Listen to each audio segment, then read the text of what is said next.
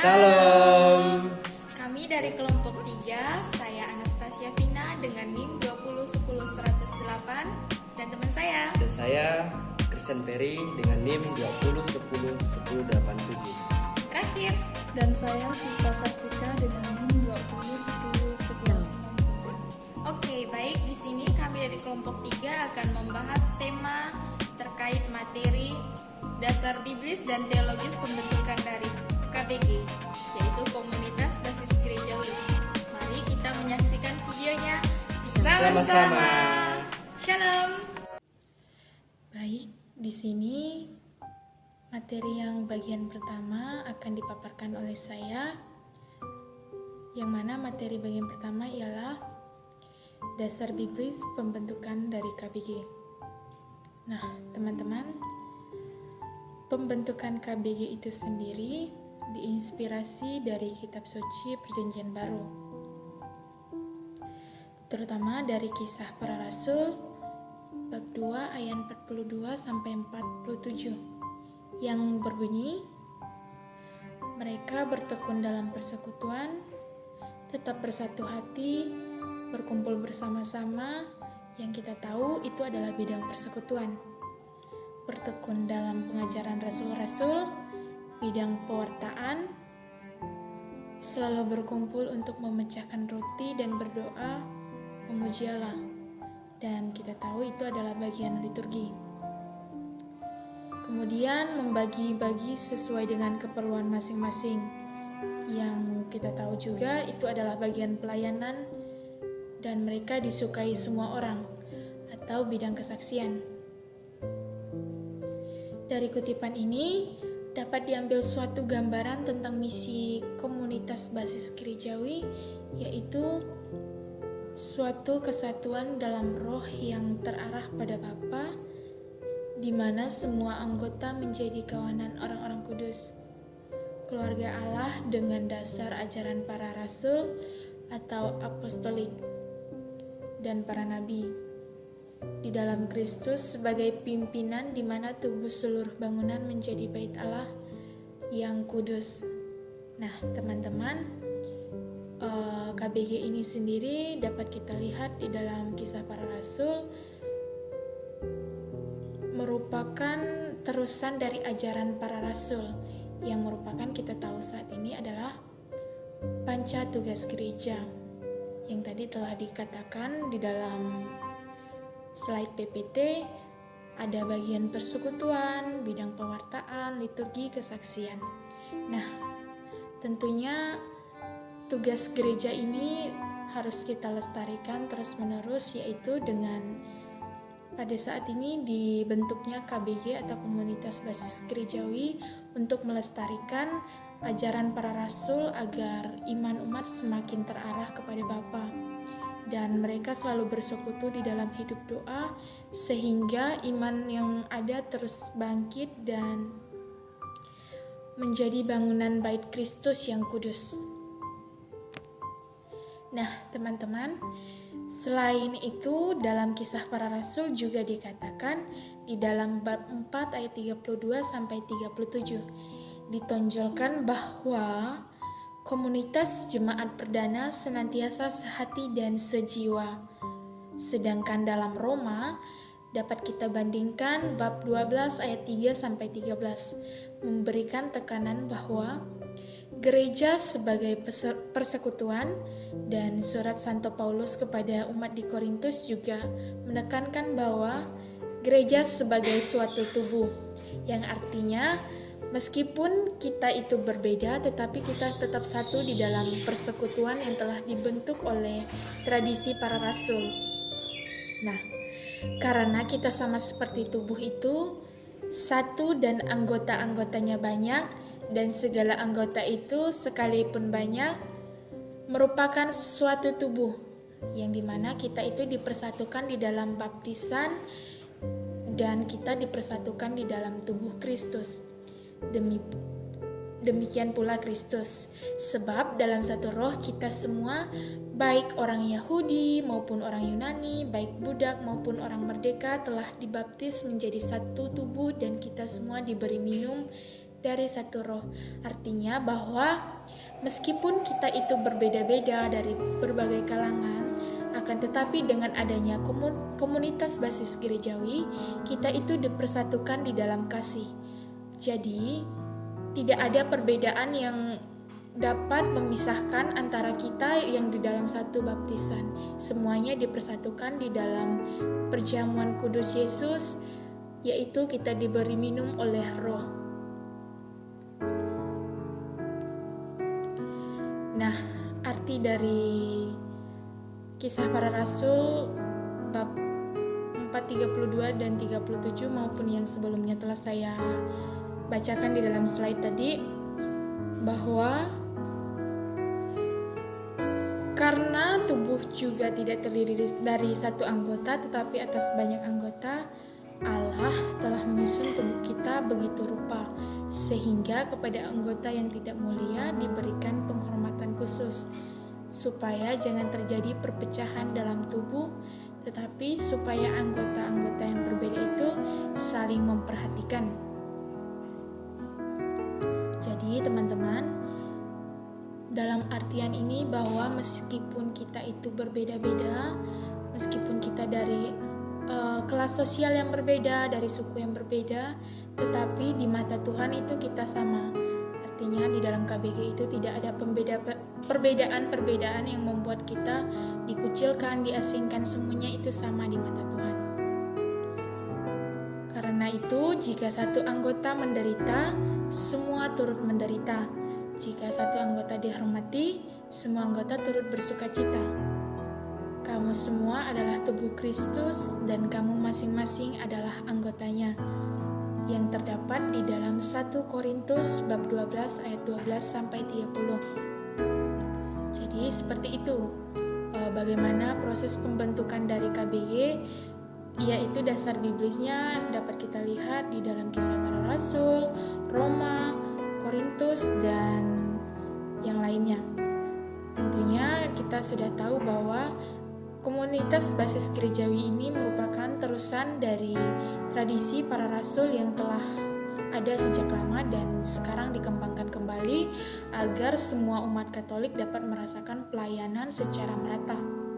Dan tentunya kita sebagai kaum muda maupun semua orang turut serta di dalam pelayanan itu, agar iman kita semakin berkembang di dalam Kristus dan kita dapat berbagi kasih bagi sesama yang membutuhkan.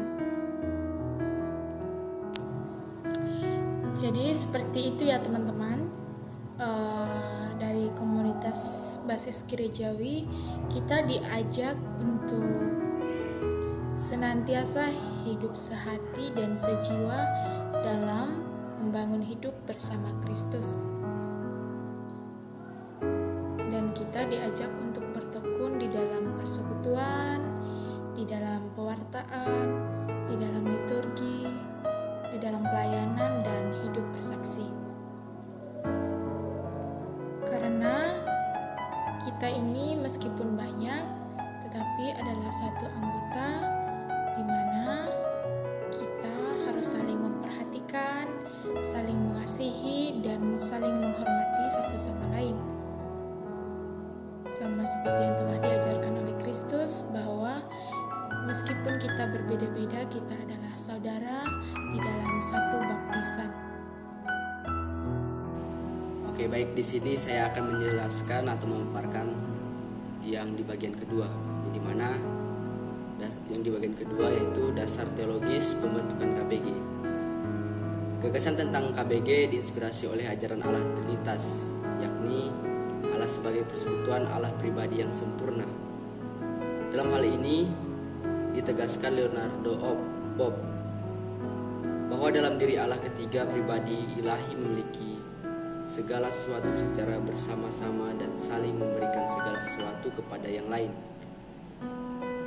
kecuali kekasan yang memberikan identitas masing-masing pribadi. Dengan demikian, Allah Tritunggal merupakan persekutuan sempurna di mana identitas masing-masing dipertahankan, tidak dilebarkan, dan sekaligus kebersamaan itu sedalam-dalamnya. Bob melukiskan bahwa persekutuan Trinitas sebagai persekutuan cinta dan kehidupan kekal. Aspek teologis yang ditekankan dalam aspek komunio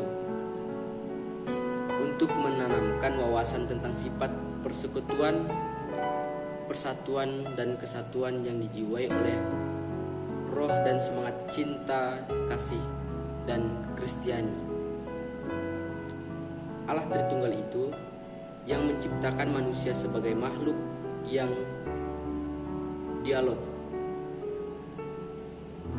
yang diarahkan kepada persekutuan dengan Allah dan di antara manusia satu sama lain akibat dosa persekutuan asli manusia dengan Allah dan antara manusia tercerai-berai. Dan oleh dalam sejarah keselamatan Allah berusaha dengan berbagai cara untuk memulihkan kembali persekutuan yang Ia ciptakan dan masukkan sejak awal mula. Sejarah keselamatan itu mencapai puncak dalam diri Yesus dan dari Nazaret. Ia trauma, berusaha untuk membongkar tembok pemisah di antara manusia dan memulihkan persekutuan manusia dengan Allah dan di antara mereka satu sama lain.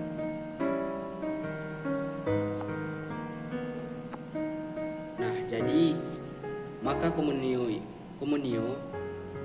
persekutuan menjadi kerinduan yang dimana keprihatinan dan doa serta usaha untuk utama Yesus Kristus sendiri dalam membangun kerajaan Allah itu sendiri. Allah di dunia, gereja merupakan ahli waris dan penerus semangat dan roh Yesus Kristus oleh di atas bumi ini sepanjang zaman. Ia dijiwai oleh Roh Kudus, pembentuk persekutuan di dalam diri Allah. Maka dari itu gereja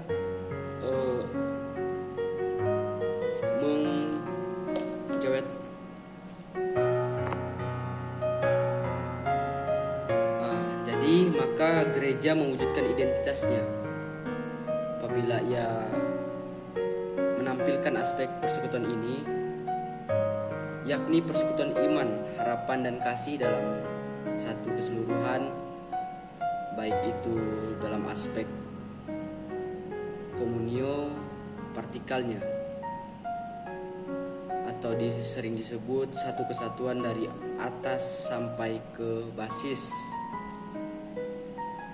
maupun aspek komunio horizontalnya terdiri dari dan dihidupkan oleh persekutuan-persekutuan kecil, yang dimana di sini di dalamnya persekutuan-persekutuan itu berbasis. Nah, jadi sungguh-sungguh menampilkan diri sebagai tanda kehadiran kerajaan Allah di dunia ini. Apabila ia sudah mampu menampilkan aspek persekutuan, baik aspek komunio partikalnya maupun aspek komunio horizontalnya. Bagi kita, kebaikan Allah itu hadir secara nyata dalam diri kita dan sesama warga Kombas yang memiliki kepekaan hati dan budi untuk merasakan penderitaan serta kesusahan warga Kombas dalam bentuk relasi yang harmonis tanpa adanya jarak serta kecurigaan antara satu dengan yang lain. Dalam diri anggota Kombas yang senantiasa mencurah tenaga dan pikiran untuk kepentingan bersama, Allah juga hadir dalam liturgi, ibadat, dan perayaan Ekaristi. Karena itu aspek sikap liturgis mendapat tempat di hati mereka dan dirayakan secara kusuk. Demikian pula simbol liturgi sebagai patung Yesus dan Bunda Maria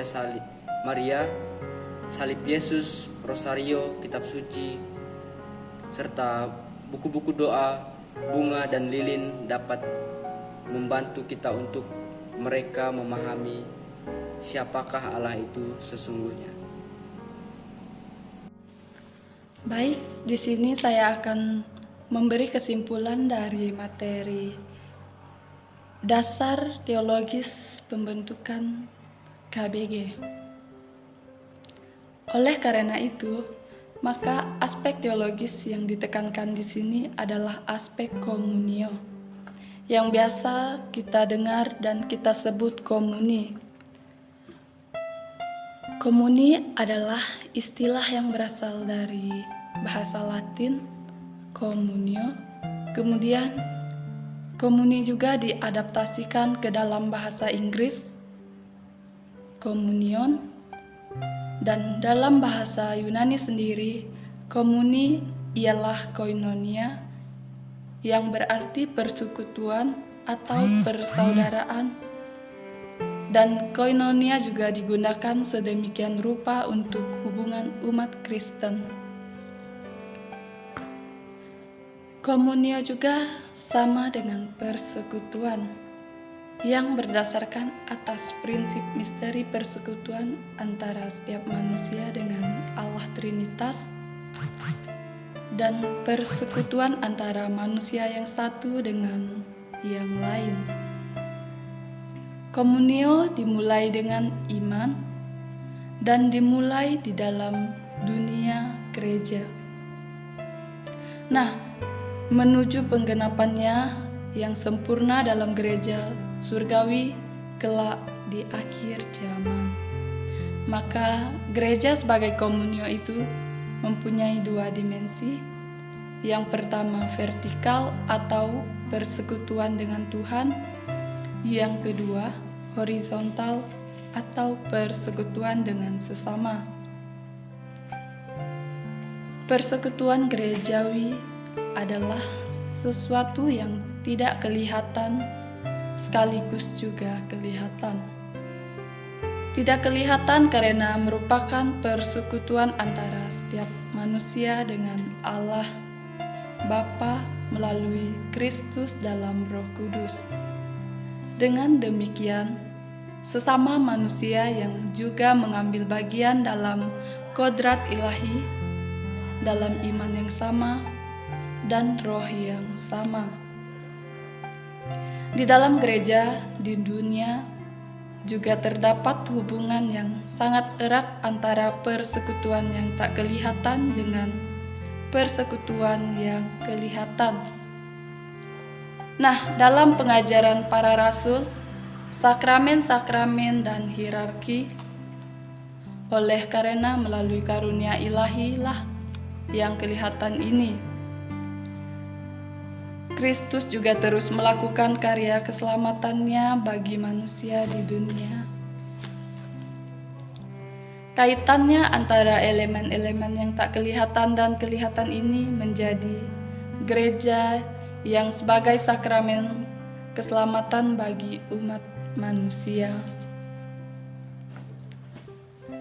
Persekutuan gerejawi juga dimulai dengan iman dan baptisan, dan mempunyai akar dan pusatnya dalam Ekaristi. Sebab melalui Ekaristi, gereja dapat dikatakan tubuh mistis Kristus. Dan karena Kristus adalah satu, maka tubuhnya juga adalah satu. Setiap kali Ekaristi dirayakan, misteri gereja secara keseluruhan dihadirkan, karena Ekaristi hanyalah dapat dirayakan dalam kesatuan dengan uskup dan dengan paus. Maka kesatuan dengan uskup dan paus menjadi tak terpisahkan dengan karakter ekaristis gereja. Nah, gereja yang satu ini terdiri dari gereja yang masih berziarah di dunia, gereja yang sudah berjaya di surga, dan gereja yang masih dimurnikan dalam api penyucian. Ketiga gereja ini terhubung menjadi satu oleh kasih Kristus yang melampaui kematian. Gereja Kristus yang biasa kita akui dalam syahadat sebagai gereja yang satu, kudus, katolik, dan apostolik adalah gereja yang universal. Komunitas yang mendunia, yang menghadirkan dan aktif dalam keberagaman orang, kelompok, waktu, dan tempat. Semua elemen penyelamatan dalam gereja Kristus ini ada dalam gereja partikular yang menghadirkan gereja universal dalam semua elemen-elemen dasarnya. Maka gereja partikular terbentuk menurut model gereja universal, dan di setiap gereja lokal sejumlah umat Allah dipercayakan kepada uskup dan dibimbing olehnya dengan bantuan para imamnya. Gereja juga mendukung kesatuan yang tidak berarti menghalangi keberagaman, dan keberagaman tanpa menghalangi persatuan adalah tugas utama Paus. Persatuan dengan Paus tidak menghalangi kesatuan gereja partikular dengan uskup. Kesatuan episkopat melibatkan uskup yang merupakan kepala gereja partikular, dan juga kesatuan kolese para uskup dengan Paus sebagai penerus Rasul Petrus. Jadi, teman-teman, itu adalah arti dari komunio. Nah, di mana untuk menanamkan wawasan tentang sifat persekutuan, persatuan, dan kesatuan yang dijiwai oleh roh, semangat, cinta kasih, dan Kristiani. Sesungguhnya merupakan persekutuan dengan Allah yang diikat Roh Kudus berkat jasa Yesus Kristus. Selanjutnya, persekutuan itu juga terwujud dengan semua anggota umat Allah. Inilah kerinduan, keprihatinan, dan doa serta usaha utama Yesus Kristus sendiri dalam membangun kerajaan Allah di dunia. Jadi, keselamatan yang dibawakan oleh Kristus adalah keselamatan dalam persekutuan. Iman yang dianut adalah iman dalam persekutuan, dan segala tindakan dan perubahan serta pelayanan persaudaraan terjadi dalam persekutuan pula. Leonardo Boff menegaskan bahwa dalam diri Allah ketiga pribadi ilahi memiliki segala sesuatu secara bersama-sama dan saling memberikan segala sesuatu kepada yang lain, kecuali kekasan yang membentuk identitas masing-masing pribadi. Dengan demikian, Allah Tritunggal merupakan persekutuan sempurna di mana identitas masing-masing dipertahankan, tidak dileburkan, dan sekaligus kebersamaan itu sedalam-dalamnya. Boff juga melukiskan bahwa persekutuan Trinitas sebagai persekutuan cinta dan kehidupan yang kekal. Aspek teologis yang ditekankan adalah aspek komunio, yang dimana aspek itu ditanamkan dalam wawasan tentang sifat persekutuan, persatuan, dan kesatuan yang dijiwai oleh roh dan semangat cinta kasih dan Kristiani. Di dalam aspek komunio, menjadi kentara dalam gambaran Kristen mengenai Allah Tritunggal.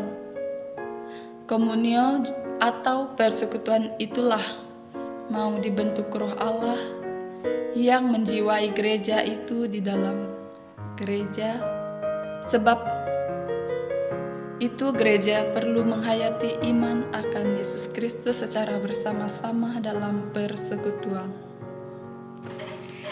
Jadi, di dalam aspek teologis KBG yang ditekankan adalah aspek komunio, di mana aspek komunio itu menekankan wawasan tentang sifat persekutuan, persatuan, dan kesatuan yang dijiwai oleh roh, semangat cinta kasih, dan Kristiani. Dan sesungguhnya merupakan persekutuan dengan Allah yang diikat Roh Kudus berkat jasa Yesus Kristus. Selanjutnya, persekutuan itu juga terwujud dengan semua anggota umat Allah